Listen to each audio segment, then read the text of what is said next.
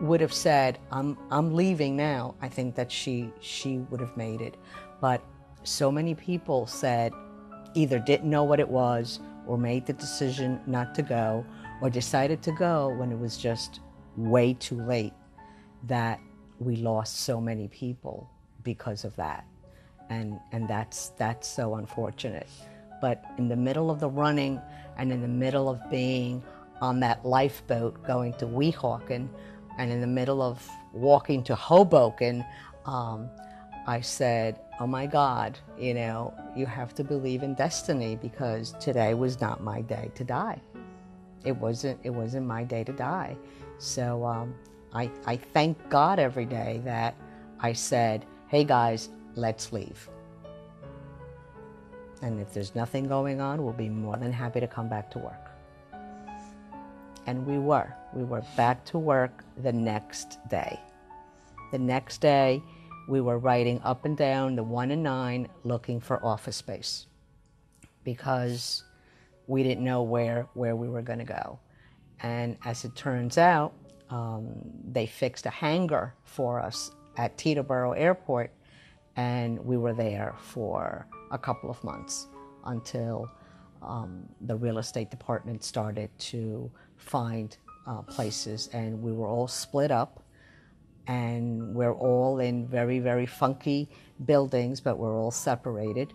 But hopefully by 2013, 2014, we will all be going back to the World Trade Center, because if there's one thing that we want to do, is that we want to go back. There's no way that any terrorist is ever going to declare victory and say, they've got us. No, we will go back, and we will be the same Port Authority that we were always. The Port Authority, in terms of police officers, lost about 38 police officers and about 30 some other individuals, other civilians. It was by far the biggest loss of police officers ever. And for the next 2 weeks after September 11th, I think I went to close to 20 different funerals, because that's all we did. We just went to funerals. That's something that's always been remarkable to me, because had that happened to me, I would have had to take 2 weeks, 3 weeks, a month off just to regroup, to refocus, and to get back into things, especially after going through just so many funerals. But you were back to work the next day as if nothing had happened. I think that was just a defense mechanism, that we were so focused on getting back to work. And we had a director, Bill Dakota, who, as a matter of fact, he was in Canada the day that it happened, and there were no flights coming into any of our airports, so he rented a car and just refused to accept the fact that things had changed. He said, we will rebuild, and we will continue to manage the world's largest airport system in the world, and go get a folder, put a piece of paper in it, and create our first file. That's because we lost everything. So I think it was that type of drive that he had, that, you know, they are not going to beat us. They're not going to beat us. We are going to continue running the airports. We're going to continue running the tunnels. We're going to continue running PATH, and we are going to get back to doing the business that we do so well. And we did. And it has taken 10 years to rebuild the site, but it is being rebuilt, and we will go back. And there's no way that they're going to win, because there's nothing stronger than the American spirit.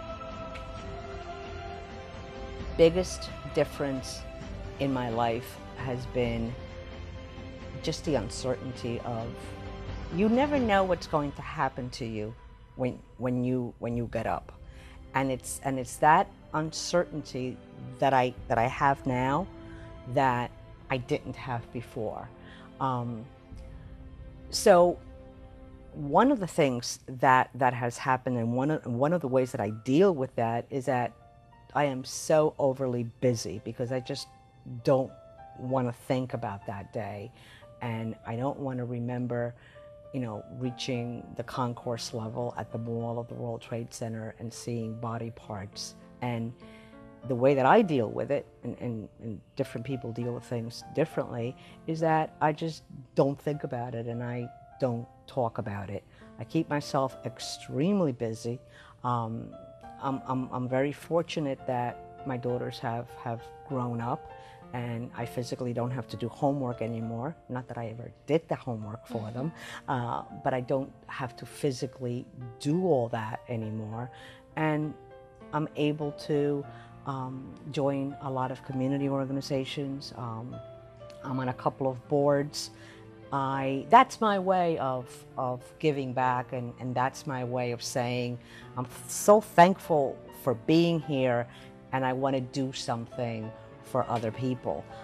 So since then, I became very, very much involved with the Union County YWCA, and I was on their board, and it's not a regular Y. It's a place that takes care of battered and abused women. We are very, very much involved with the Elizabeth Lions Club, and that is a club that's dedicated to those that are blind or visually impaired. And I'm also on the board of Kean University, and what I have learned there is probably 3 or 4 other careers. So my life has changed because I think my perspective has changed. I get to appreciate things more, and I just want to give something back to the community. The first day that we went back to New York, we did not go back to the World Trade Center site because it was very restricted back then. But we did go and check out our new offices, which were at 1 Madison Avenue. And if you picture farmers coming out of the farm and going into the big city, that was us.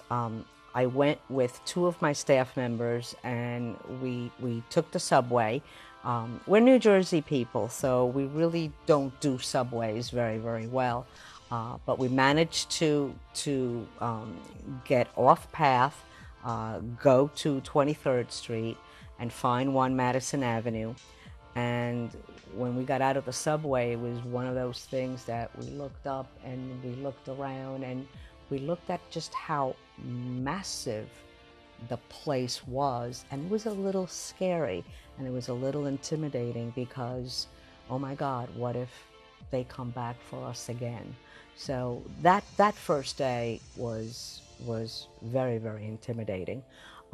About 4 or 5 months after that, we took our first trip to the site, and obviously by then not a lot of progress had taken place, and it looked so small compared to what it looked like before when you actually had the towers.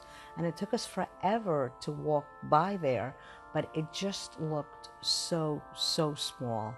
And it was just incredibly sad to be witnessing that, but it was also so enriching to see so many people work so hard. And it was hard physical labor, what they were doing, 1 pail at a time to remove debris or whatever. But it was so enriching to see everybody come together, and it was perhaps one of the best showcases of patriotism that I have ever seen. I worry about an attack every single day.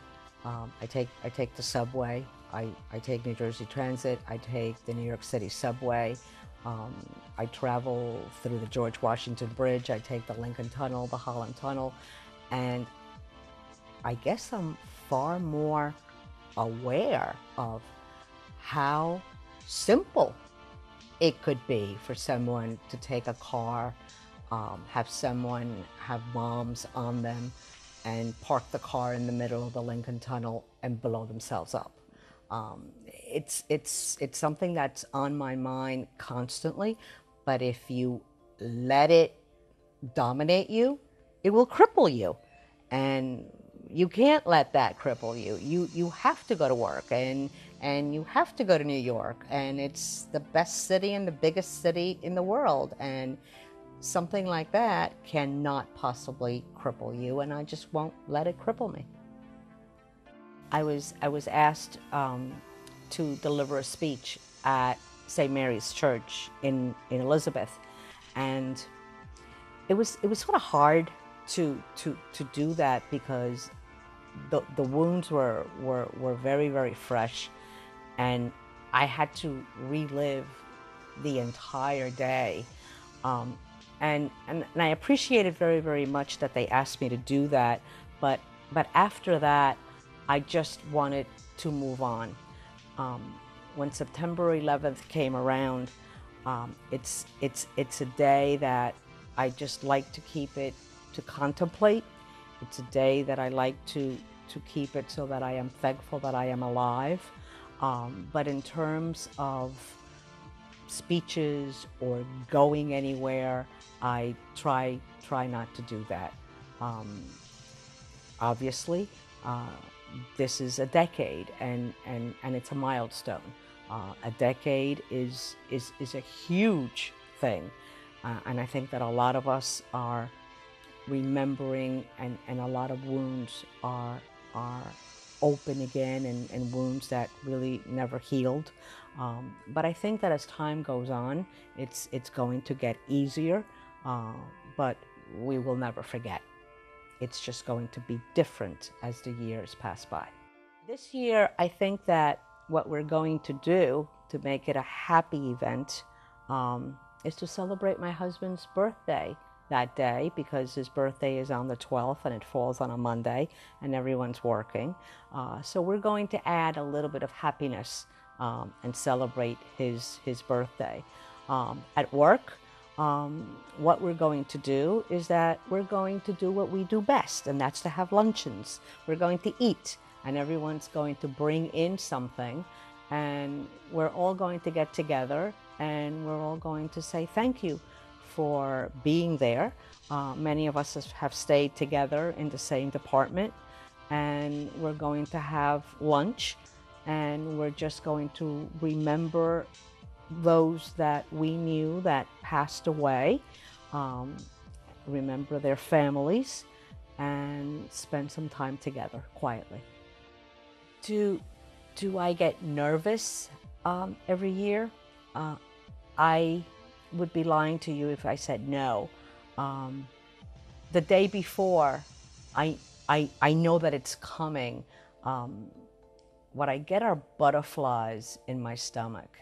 And especially because of the trip that I have, that I'm on the train, and if the World Trade Center, and if that would not have happened, I would see the World Trade Center on my trip to work.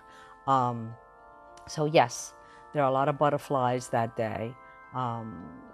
It's just a very, very quiet and pensive day, that we try not to schedule any meetings. We really don't try to do a whole lot, but just to reflect on the fact that we lost so many of our colleagues, and there's no way that this could ever happen to our country again. There are a lot of folks at work that have been tragically affected by September 11th. We've had many people that have had to retire because of September 11th. There are some folks that it's tradition that day they do not come to work, their children do not